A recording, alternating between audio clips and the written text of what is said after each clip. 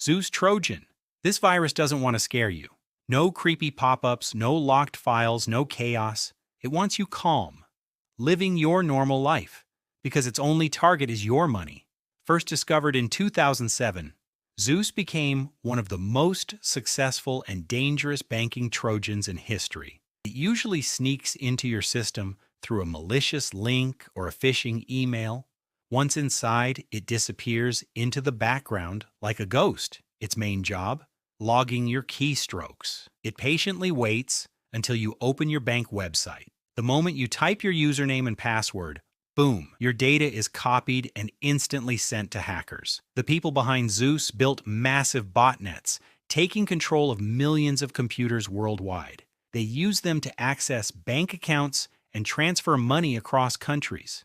One single group managed to steal over $70 million from U.S. banks in a short time. What made Zeus terrifying was its ability to constantly evolve, changing its code to avoid antivirus detection. It was even sold on the dark web to anyone willing to run a cybercrime operation. Creeper Virus.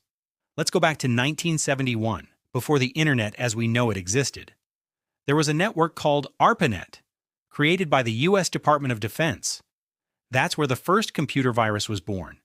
It was called Creeper, created by programmer Bob Thomas. But he wasn't trying to harm anyone. This was just an experiment, to prove that a program could move from one computer to another on its own. Creeper would enter a system and display one message: "I'm the Creeper. Catch me if you can." Then it would jump to another machine, deleting itself from the previous one. It didn't destroy data, but it was annoying. To stop it, developers created another program called Reaper, designed specifically to hunt and delete Creeper. Just like that, the first antivirus software in history was born, ILOVEYOU virus. In May 2000, an email with the subject "I love you" started spreading across the world. Inside was a file that looked like a harmless text document. It wasn't.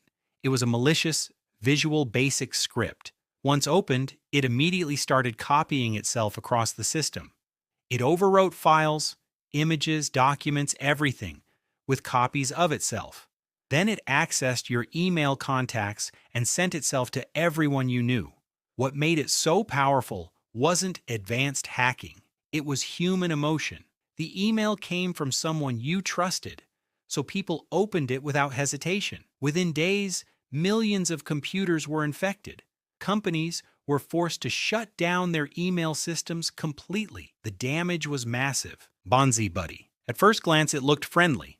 A purple cartoon assistant living on your desktop. It joked, sang, and helped you browse the internet. But behind that cheerful face, BonziBuddy was far from innocent. It tracked your activity, collected personal data, displayed aggressive ads, and installed unwanted software.